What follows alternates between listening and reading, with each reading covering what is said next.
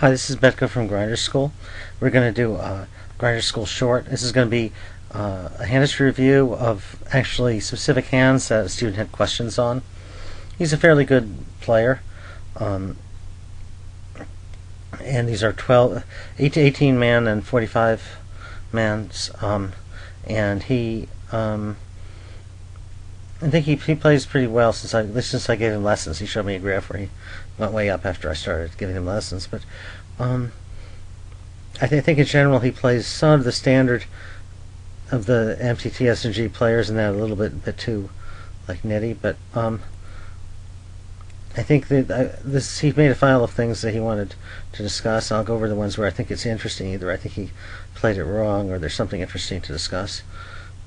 Here, this is the final table of an 18. I think most of these are 18s, and this is in the money in an 18. And this is a shove. You got almost an average hand, and you got to pick up some chips. There's very little ICM factor here, and people will fold, more than they should. You got 6 big blinds on the button, so this is a mistake. Of course, I come from an MTT background where I think in terms of you're gonna push. You got less than 15 big blinds. You should just push out 2 cards. But exaggerate a little bit. But this is kind of interesting. What do you make of this flat call here? If it's a regular, I'd be very scared of the flat call. And he does run into jacks and hits, and it's hard. I think it may actually be a fold. It really just depends on your read on this guy. Pretty sure this is a mistake because of the ICM. And in a tournament, this would be a call, a very easy call.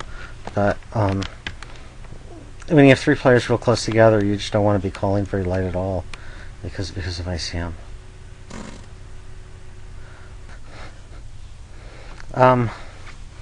In this hand, this is a mistake, and I think some people are too push spot oriented. I think this is a profitable push, but it's a much better play as a raised aside. For one thing, I mean, you have a pretty easy call against a shorter stack and a fold to the larger stack, and also the hand plays pretty well post flop if you see a flop. Particularly if they're not regulars, you definitely could, and certainly the big blind would be reasonable for him to flat. The small raises people make these days, and with this hand, you see, you don't mind it because you have position, and the hand plays pretty well post flop. This is obviously a fold. I think it may be a fold even if it's passed to us. But, at this point, all you can do is isolate. It's just not worth it. You're not that far ahead of Get Ready's range. And then you have to worry about 6 players who, could have a hand that would dominate ace-8. This is not really a good steal. I'm not very fond of stealing with weak aces. You'd again rather have something like the Queen-10 suited or something. And because you're definitely going to see a flop a lot of times at this stage, and the stakes. I think the stakes may be $15 here, so they're not that low stakes. But this just doesn't. You should be playing pretty tight with the stack size anyway, with no ante, and there's no reason. I mean, I definitely will tell people, like with that Queen-10 suited, you got to open up and play some hands just on the button. You can't just push fold, but you should play pretty tight with this kind of a stack. I'm not saying completely push fold, but now we would call Rata probably, but then when Sweetie gets in there, then we have to fold. And it's very nice we would have hit, but this is obviously a very easy fold, and we were pretty well crushed. Well, I mean, I guess since the 2 of them haven't had pocket pairs, we weren't in that terrible shape. But basically, they both had much better hands than what we had.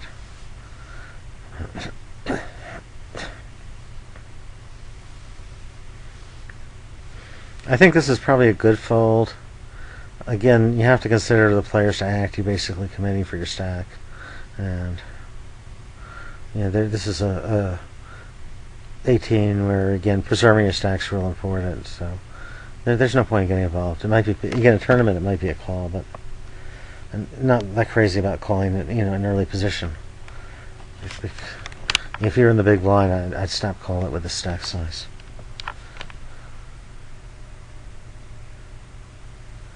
This hand is interesting. I think it was very badly misplayed.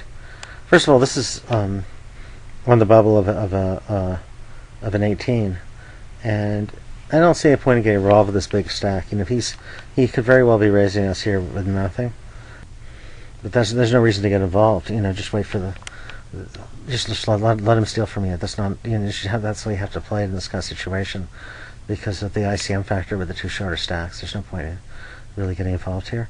And if you're going to get involved, and this hand doesn't, you do a position, the hand doesn't really play that well, because you have a high card and a low card, so it's a little hard to know where you stand. And but I mean, I think it's reasonable to shove. But I mean, you're taking a risk. But I mean, he's going to call you very rarely when you shove. But on the other hand, it's a big disaster, you know, if you bust. And part of the problem with flat calling, if this is a tournament, again, I keep saying this is a tournament, but if this is a tournament, you can shove real easy, because oftentimes he doesn't not have the ace. You know, he could be raising almost anything there in the small blind with the bigger stack. And we got the flush draw, not flush draw, in fact. So I think maybe you have to shove here. It's kind of a weird situation, though, because again, you don't really want to, because of the ICM factor, you don't really want to be gambling here.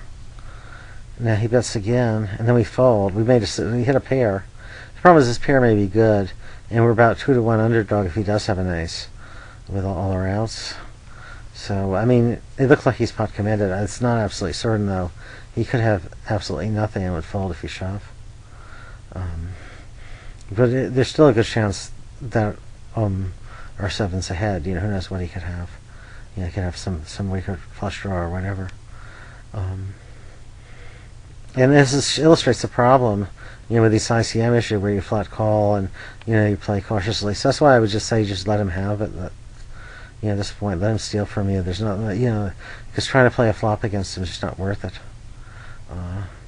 And the weak play here, because of the whole situation of the ICM, it's sort of understandable. But again, in a tournament or a cash game, if you're that shallow, it's just very easy to just you know, push pre-flop, push the flop, push the turn. Yeah, as played.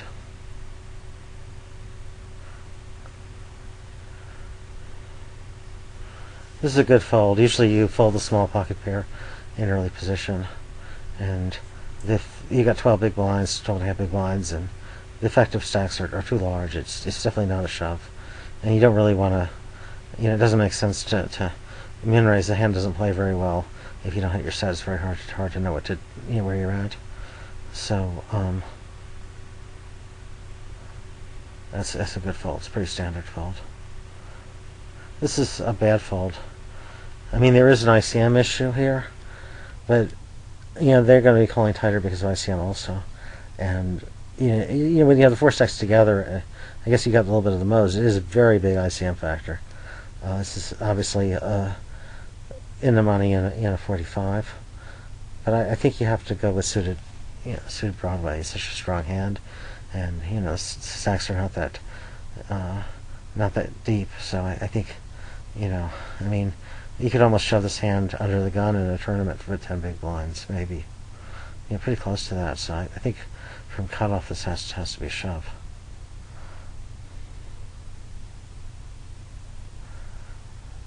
Obviously, I'm a tournament player. I reference things from tournaments.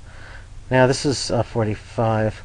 This is right on the bubble, and I think your hand's fairly decent anyway, and so this would be a shove. I think the student realized that going over here, particularly when you have this short stack here, and people may be overly concerned about just trying to cash.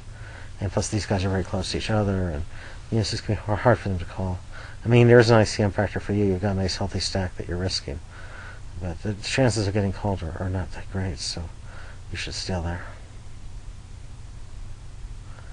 Okay, this one is correct because the effective stacks are 3 big blinds, and 9-10 suited is like 9-2 suited is like 43% against a random hand, and so you're getting enough equity here. Everything's always calling you. I think it's a shove, and you may get quite a few folds. So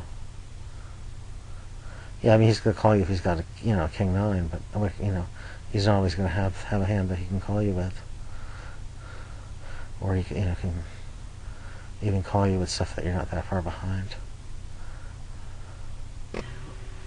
This is, I think the fold's okay here.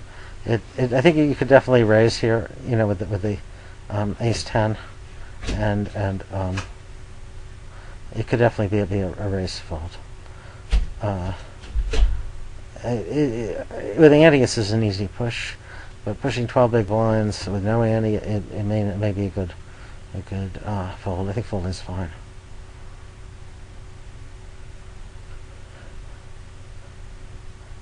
The sevens here again. I don't think you can push this many big blinds from this position with no ante. It's definitely possible. The fold's okay. It's definitely possible to play the hand. This one's a mistake.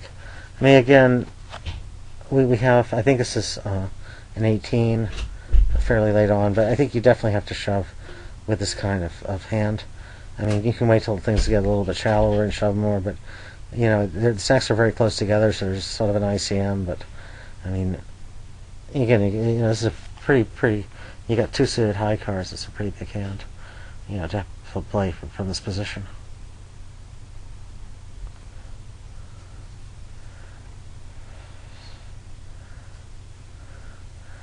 The call is a mistake because the stacks is a 45. The final table stacks are very close together, so there's a big ICM factor. So you just need a really big hand to call. So that's the thing, is you want to be stealing, you don't want to be calling.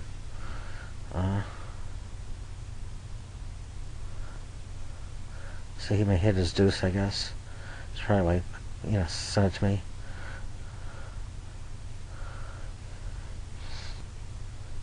Okay, raise the standard. I think here it's probably better not to c-bet this because you want to have a free card. If you get check raised, you have to fold it, and you want to have a free card to hit a king, an ace, or a jack. And this board's kind of might hit a lot of people, and you're not really going to get a better hand to fold either. So check back is good.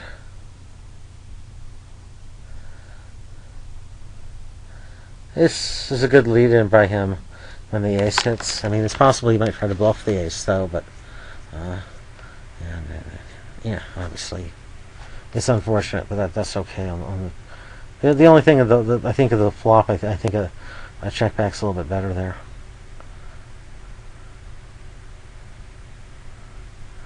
This is probably a good fold. You're getting 2.4 to 1, but you're probably about 2.4 to 1 against his range. And so you're risking some of your stack.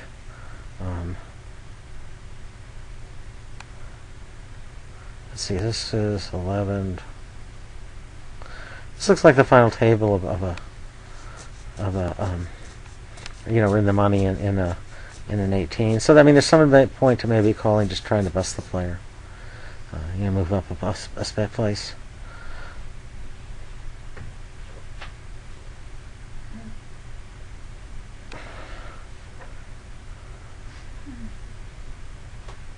This is a mistake. This is again, we have Broadway cards here, and now there's an ante here, so you should be pushing pretty light. So I definitely go with this one.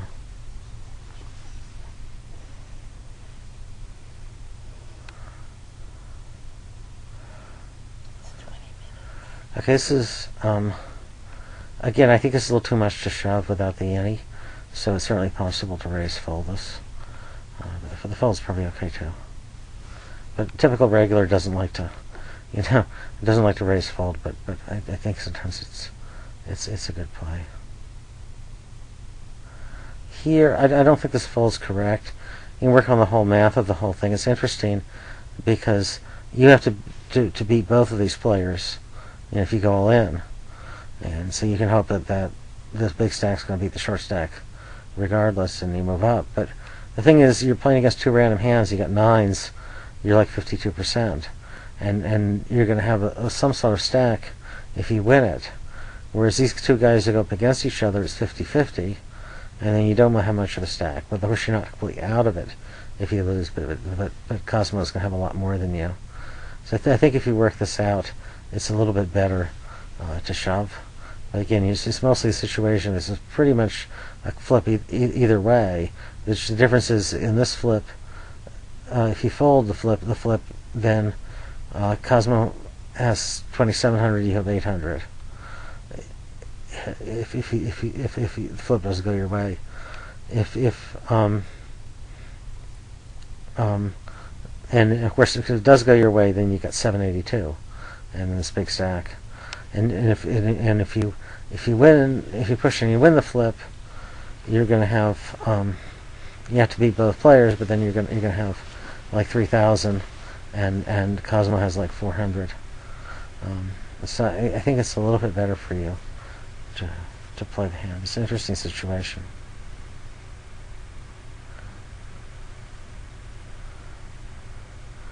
This seems a little loose to me. I don't see the point of pushing, this much. If it was suited, I'd shove it like that, but it seems a little loose to push from that position. You can wait till the blinds go up and then make those kind of shoves when it's 6 big blinds or whatever. Okay, so that's the end of this one. I think we went over some real interesting points. The guy's a pretty good player, so the issues were pretty interesting. And so I guess